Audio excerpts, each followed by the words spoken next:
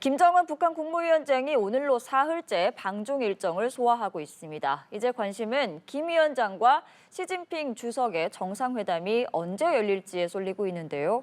자세한 내용 조한범 통일연구원 석좌연구위원과 함께 이야기 나눠보겠습니다. 어서 오십시오. 안녕하세요.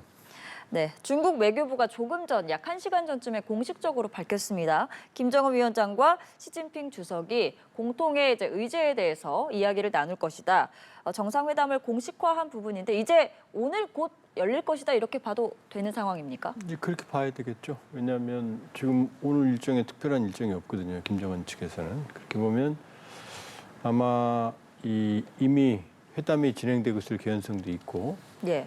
아마 만찬까지 이어질 가능성도 있죠. 왜냐하면은 지금 보면 사실 시 주석이 김 위원장에게 각별한 예우를 하고 있거든요. 지금 한 26개국 내외가 왔는데 의전서열로는 푸틴 다음이고 사실 거의 대부분의 국가들이 북한보다 국제적 위상이 높거든요. 네. 그런데 뭐 우푸틴 좌정은 일정도로 그다음에 담소하는 장면까지 의도적으로 그 천안문 성로에서 그렇다면 사실 푸틴과 김정은의 2시간 반 회담은 그거는 예고편이다. 훨씬 더 격식을 갖춰서 시진핑 주석이 김정은을 예우할 가능성이 있거든요. 그리고 예. 지금 푸틴하고 김정은은 여러 번 만났거든요. 지난해 6월도 만났고. 그러면 지금 6년 만에 시 주석하고 할 말이 훨씬 많거든요. 네. 협의할 것도 훨씬 많고. 그러니까 이 푸틴 회동 못지않은 정도의 규모, 시간, 그다음에 협의 내용들이 있을 가능성이 있다.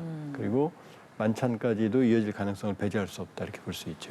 그러니까 만약에 이제 오늘 정상회담이 열렸다면 만찬과 함께 회담이 이루어질 가능성이 있는데 이 정상회담의 형식에 따라서 어떻게 이제 상대국 정상을 대우하느냐도 조금 다르다는 이제 이야기들이 많습니다. 형식에도 이제 관심이 쏠리고 있는데 좀 어떤 형식으로 이루어질 거라고 보시는지 그리고 이제 딸 주에도 함께할 것이라고 보시는지도 궁금합니다. 다른 가능성을 뭐 배제할 수는 없죠. 그러나 딸이 지금 천안문 막루에 못 올라갔거든요. 안 올라갔기보다는 못 올라간 거라고 보여지거든요. 왜냐하면 포스트 레이디들이 일본 올라갔어요. 예. 근데 김주현은 포스트 레이디가 아니거든요. 그리고 만 12살, 13살짜리가 이 외교의 일정을 수행할 수는 없거든요, 단독으로. 그러니까 김주현은 사실은 공식 석상에 들어서기는 좀 쉽지 않을 거다. 그러니까 예를 들면 김 위원장이 그냥 베이징만 들렸다가 오지는 않을 거거든요.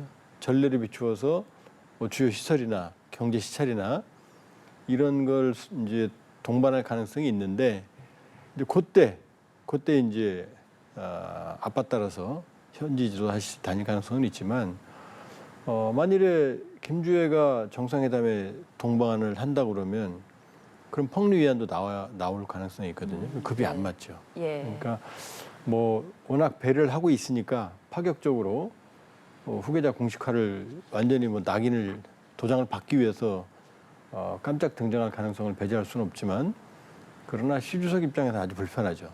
중국은 이 권력 세습, 그때 가족 간의 세습, 왕조 체제 여기에 대해서는 상당히 그 거부감이 크거든요. 예. 그리고 그렇게 되면 사실 시 주석과 김정은 위원장 간의 만남보다는 김주혜의 시선이 분산이 되거든요. 그러니까 여러 가지 면에서 아마 첫 해외 동반으로 해외 경험, 그다음에 대외적으로 후계자의 위상 공식화 이 정도 의미지 공식적인 석상에 가기에는 쉬워 보이지는 않는다. 알겠습니다. 뭐 잠시 후에 저희가 뭐 어떻게 됐는지는 확인해 볼 수 있을 것 같고요. 중국 외교부가 밝힌 내용을 보면 시진핑 국가주석과 김정은 국무위원장이 공동의 관심사를 의제로 회담을 가실 것이다 이렇게 밝혔습니다. 공동의 관심사라고 한다면 이제 조금 소홀해졌던 양국 간의 그런 경제 협력 이런 부분에 대해서 우선 대화를 많이 할 것이다라는 전망들이 나오고 있는데 어떤 의제가 주요 의제가 될 거라고 보시나요? 이제 큰 건 뭐냐면 원래 중국은 북한에 대한 배타적인 영향력 행사를 원했거든요. 근데 북러 밀착으로 인해서 중국의 영향권에서 지금 북한이 많이 벗어나 있어요. 예. 그러니까 시 주석이 저렇게 각별히 예언한 이유는 중국을 다시 북한을 다시 중국의 영향권 내에 집어 넣으려고 하는 거고 그렇다 그러면 중국이 가진 카드는 경제입니다. 왜냐하면 2023년 기준으로 98.3% 대외교역이 사실상 중국이 100%예요. 그러니까 중국이 그래서 이제 안러, 경중, 안보는 이제 군사협력은 러시아, 그다음에 경제는 중국이다 이런 얘기가 나오는 거거든요. 그러니까 중국이 가진 카드는 다양한 경제적 그 당근이라고 볼 수가 있고 북한이 지난해 한 3% 이상 성장을 했지만 그건 인위적인 국가 투자, 토목건설, 건축 이런 것들이었던 거고 일반 경제는 상당히 낙후돼 있거든요. 네. 그러면 상당히 많은 경제협력 그 논의가 있을 수가 있고 그리고 또 하나는 지금 북한은 김정은 정권은 사실 아니라고 그러지만 지금 트럼프 대통령과의 두 번째 세컨드 라운드를 지금 앞두고 있거든요. 네. 만날 가능성이 상당히 높거든요. 그러면 2018년, 19년에도 북미 정상회담과 관계 앞뒤로 전후로 4번이나 시진핑 주석을 만났거든요. 그렇게 보면 북미 정상회담, 북미 협상도 의제가 될 수 있고 예. 하여튼 큰 틀에서 보면 이 올 1월까지만 해도 최악으로 치달았던 그 북중 관계 정상화가 최우선 과제일 거고 그러기 위해서 아주 파격적인 김일성도 저렇게 마오쩌둥 바로 옆에 못 섰거든요.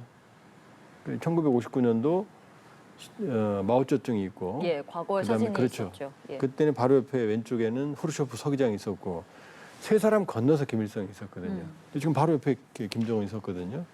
그러고 보면 이번에 많은 얘기가 오고 가겠지만 핵심은 북중 관계의 정상화, 악화됐던 거기에 이제 포인트가 맞춰 있다 이렇게 볼 수 있어요. 알겠습니다. 만약에 이제 이번에 정상회담이 열린다면 2019년 4차 정상회담 이후에 6년 8개월 만에 북중 간의 정상회담이 열리는 것이고 말씀하신 것처럼 경제협력의 강화 그리고 북미 간의 관계에 대한 논의도 좀 이루어질 것이다라고 전망을 하셨습니다. 저희가 관련해서 속보가 들어오면 함께 이야기를 하면서 내용을 얘기해 보는 것으로 하고요. 그리고 이번에 이제 북중러 정상이 막루에 함께 서지 않았습니까? 그런데 이제 3자 다자 회담은 사실상 무산됐다라고 이제 보여지는데 뭐 여러 가지 이유가 있을 것 같지만 일단 중국의 태도가 조금 소극적이었을 수밖에 없었던 거죠. 일단 이번 그림에서 보면 푸틴 대통령은 사실은 상당히 좀 불편했을 거예요. 겉으로는 웃고 있지만 왜냐하면 북러 밀착으로 러시아가 북한에 대한 배타적 영향력을 상당 부분 확보했는데 다시 시주석이 끌어들이고 있거든요. 중국 예. 쪽으로. 그리고 두 번째는 지금 이번에 중국의 저력을 확인했거든요. 그다음에 중화민족주의를 기치로 내걸었거든요. 근데 이건 러시아에 굉장히 부담입니다. 왜냐하면 중화민족주의는 결국은 고토 회복, 잃었던 영토의 회복이라는 이런 내용을 포괄할 수밖에 없는데 지금 러시아가 장악하고 있는 연해주, 아무르주, 하바rov스크주 이건 한반도에 서너배 되는 넓은 땅이거든요. 이게 1858년 아이온 조약 1860년 베이징 조약으로 그 이전까지는 청나라 관할이었거든요. 그러니까 동일에 나올 수 있었거든요. 근데 지금 1858년 60년 2차 아편전쟁 여파로 러시아가 가져갔거든요. 그러니까 중국과 러시아는 사실은 겉으로 보기에는 협력 관계지만 내부적으로는 긴장 관계가 있거든요. 긴장 관계가. 그다음에 예. 또 하나는 러시아는 군사적으로 지금 매우 피곤한 상태인데 지금 중국의 거대한 군사적 잠재력을 받거든요. 그렇기 때문에 푸틴으로서는 상당히 그러니까 중국과 러시아는 이게 일심동체가 될 수가 없어요. 경쟁과 네. 협력이 동시에 있거든요. 거기다가 지금 뭐 일각에서 뭐 신냉전, 식냉전 그러는데 신냉전이 될 수가 없는 이유가 냉전 체제 때는 공산주의 공급망이 따로 있었고 자본주의 공급망이 있어요. 그러니까 양쪽에 거래가 없었습니다. 아예. 시장이 두 개였거든요. 지금 공급망이 하나잖아요. 그다음에 그 당시에는 이념적인 세멘트 블럭이 있었지만 지금 이념적인 진영이 없잖아요. 지금 중국과 북한은 공산주의 국가지만 러시아는 그냥 일반 국가예요. 독재 국가예요. 공산주의 국가 아닙니다. 그렇게 보면 이념적인 블럭이 없다. 그러니까 북한에 대해서도 중국과 러시아가 경쟁하고 있고 또 북한이 이제 김정은 위원장이 트럼프를 만나게 되면 이건 중국의 양날의 칼이에요. 왜냐하면 북미 관계의 최종적인 엔드 스테이트, 최종 종착역은 수교거든요. 그럼 평양에 미국 대사관이 들어오고 트럼프 타고 올라가면 중국에 대한 영향력은 현저하게 줄거든요. 북한에 대한 네. 중국 영향력은. 그러니까 북중러 연대의 모습을 연출했고 또 더 협력을 강화하려고 하지만 예. 3자 간에는 이해관계 충돌한다. 그러니까 신냉전이라는 표현은 사실은 너무 나간 거다. 그러니까 새로운 연대 협력은 지금 강화하고 있지만 하나가 되기는 어렵다. 우리도 한미일이 항상 일본이 구멍이잖아요. 지금 관계 지금 강화하고 있지만 과거사 문제, 영토 문제, 뭐 징용 문제 해결된 게 아무것도 없잖아요. 우리보다 더 취약하다고 볼 수가 있어요, 사실은.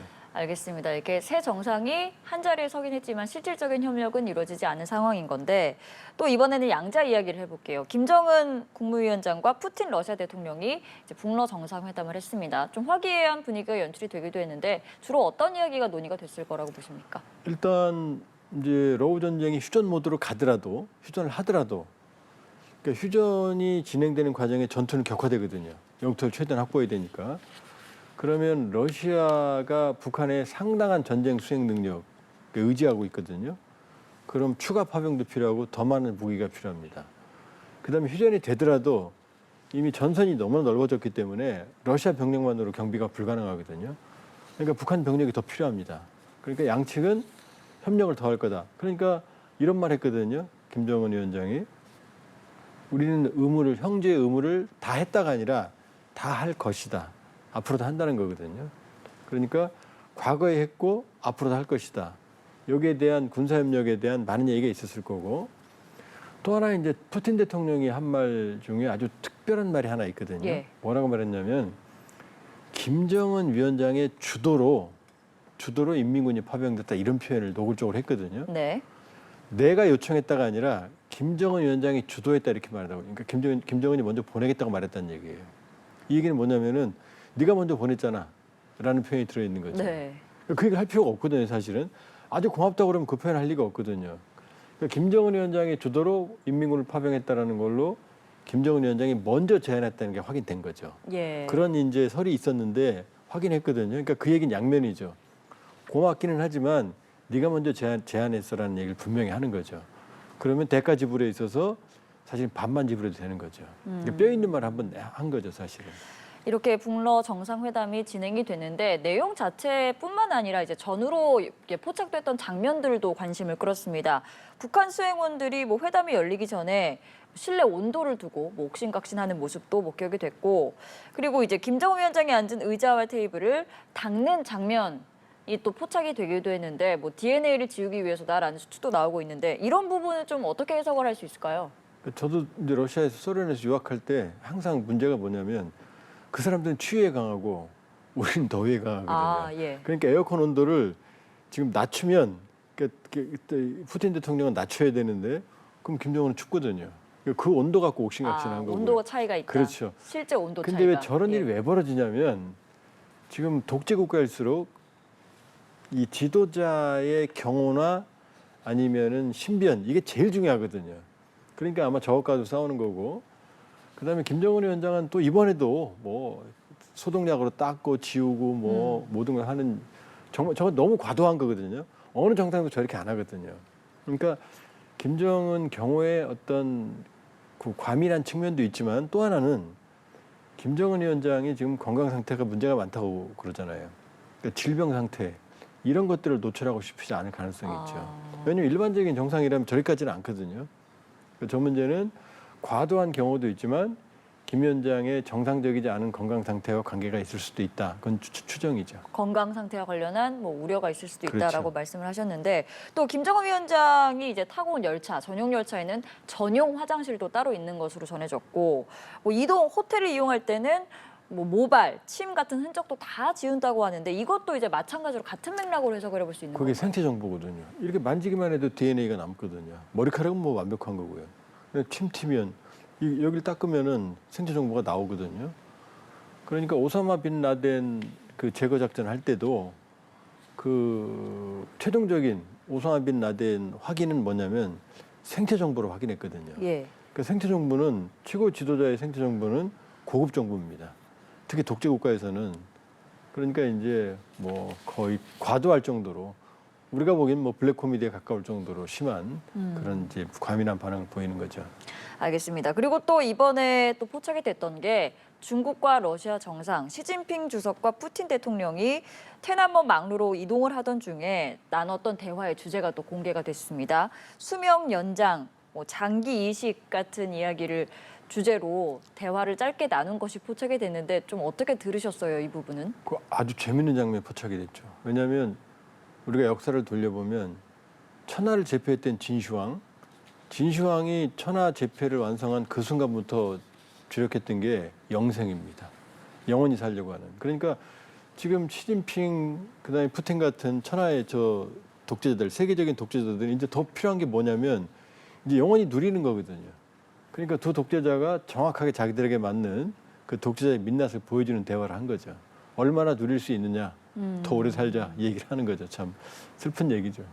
알겠습니다. 그리고 또 조금 전에 저희가 이제 김정은 위원장의 딸 주의 이야기도 했는데 사실 이번에 뭐 등장하지는 않을 것이다라는 전망도 조금 많았지만 어떻게 보면 깜짝 동행을 했습니다. 후계자설은 사실상 뭐 기정사실화됐다 이렇게 해석할 수 있는 상황인가요? 이제 뭐 더 이상 저기 가기 전에도 팔짝팔짝 뛰던 2022년 11월에 나왔던 어린애가 이미 성인 코스프레를 하거든요. 그렇게 본다 그러면은 이미 후계자 수업은 북한 내부에서 공식화돼 있고 5월 9일 날 평양 주재 러시아 대사관에 갔거든요. 이미 외교 무대도 이미 나온 거거든요. 그렇게 보면 이번에는 오히려 가는 게 더 정상이다. 왜냐? 대내적으로는 이제 각인이 됐으니까 예. 대외적으로. 그러니까 대외적으로 확실하게 후계자라는 모습을 보이고 싶다. 그러나 천안문 막내는 안 올라간 게 아니라 못 올라간 거죠. 왜냐? 퍼스트 레이디들은 올라갔거든요. 네. 근데 주연은 퍼스트 레이디가 아니거든요. 거기다 13살짜리가 올라가서 퍼스트 레이디 역할도 할 수가 없는 거고 또 하나는 일단 중국이 왕조 체제 세습을 싫어하고 에 대한 거부감이 반감이 있고 있고. 예.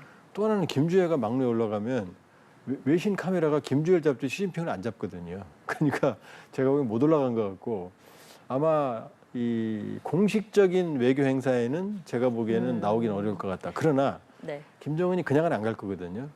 뭐 텐진이나 경제 시찰이나 몇 군데 들릴 거거든요. 그때는 아마 노골적인 행보를 할 거예요.